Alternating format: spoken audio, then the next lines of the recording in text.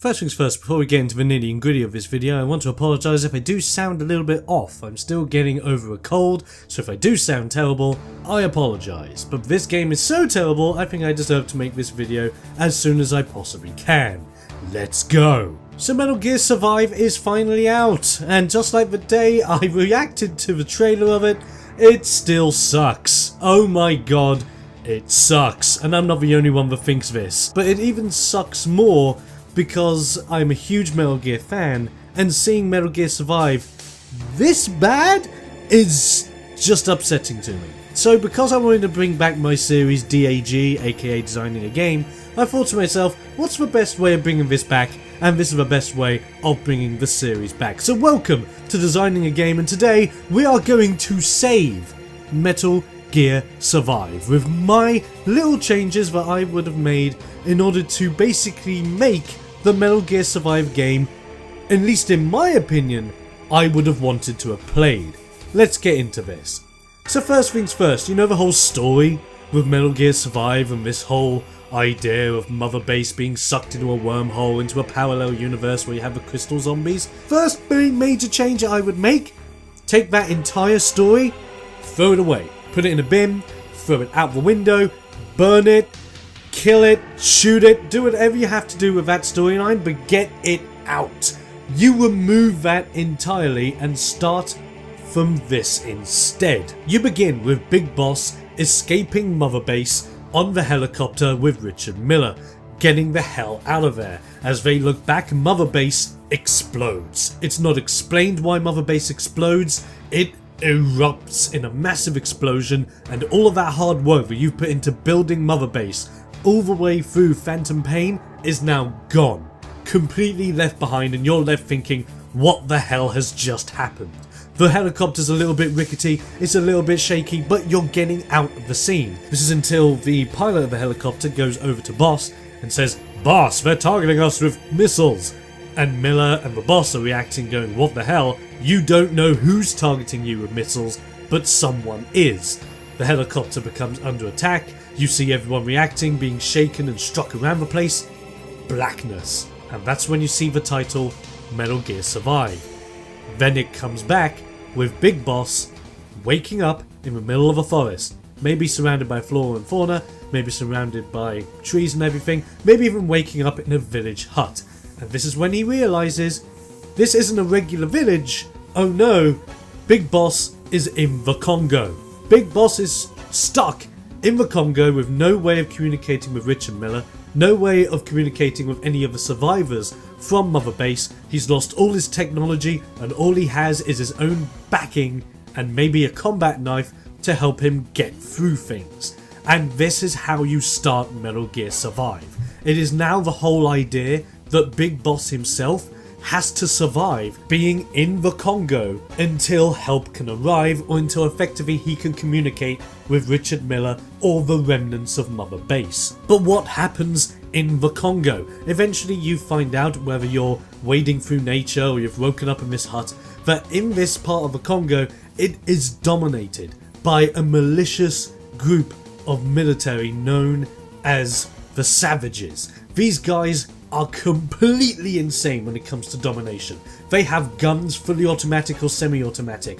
They dominate the place. They kill people, rape the women, take on the children and indoctrinate them into their armies. They do exactly what they need to do to dominate this part of the world, and the boss isn't having it. So basically you now have an option as to how you want to survive this out. You can survive this by helping out the villagers around you and eventually climbing up this pyramid of power ladder that you have, going up these mini divisions of the Savages and their mini leaders, gathering intel as you're going up in order to take out the big leader of the Savages themselves, eventually freeing the Congo for now. Because the whole idea about this game and the Congo and this big militia group is the whole idea that it doesn't matter whether you go straight for the head of the beast itself or you work from the ground up to defeat the beast. Effectively, it doesn't matter where you start, the beast will always exist. This is why later on in the Metal Gear franchises, when you get into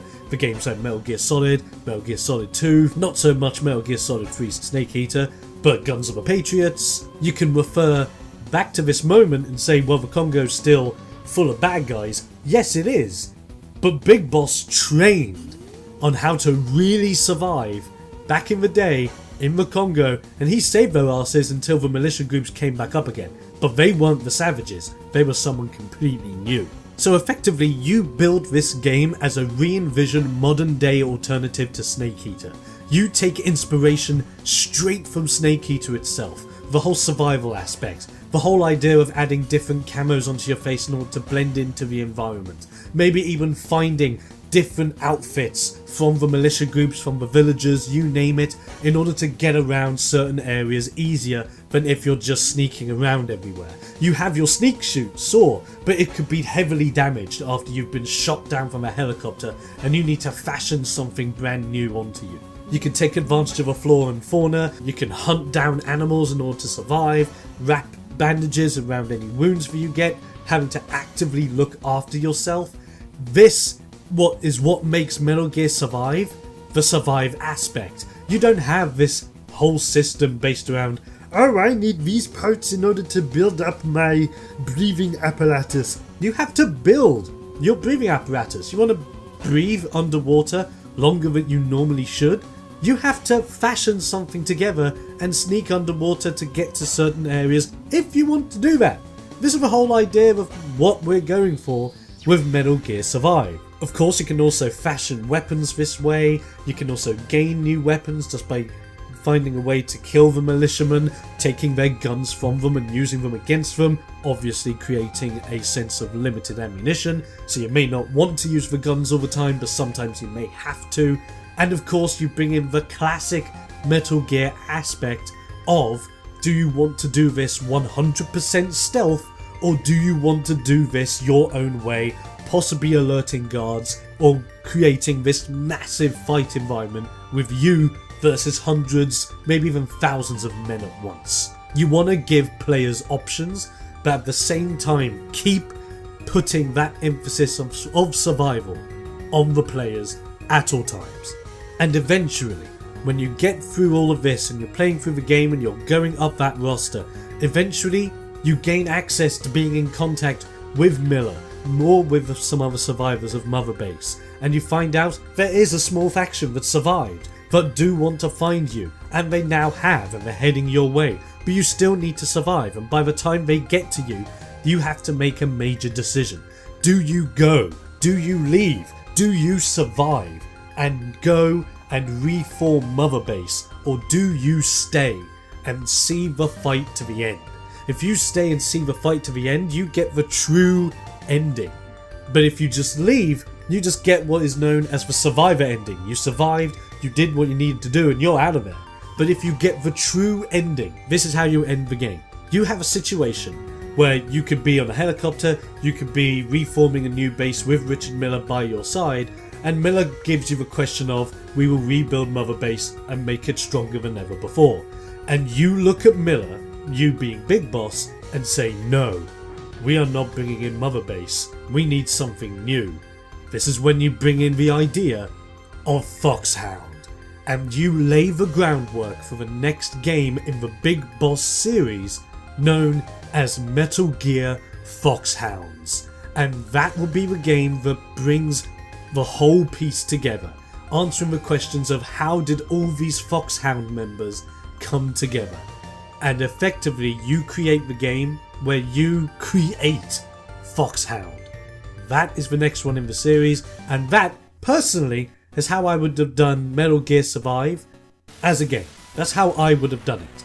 With that said, ladies and gentlemen, I want to hear your thoughts. Do you think Metal Gear Survive is fine as it is? And if you do think it's fine as it is, that's great. That's completely fine. I personally think it's rubbish, but that's why I made this video. If you have any ideas as to how you would have made Metal Gear Survive better, if you like or dislike my ideas or anything otherwise, why don't you put them down in the comments below? Hit me up on Facebook and Twitter and even the Discord server, all that's in the description below as well. I'm TheXploder. This is the end of the video here. Stay explosive, ladies and gentlemen, and I'm going to be seeing you guys next time. Bye bye.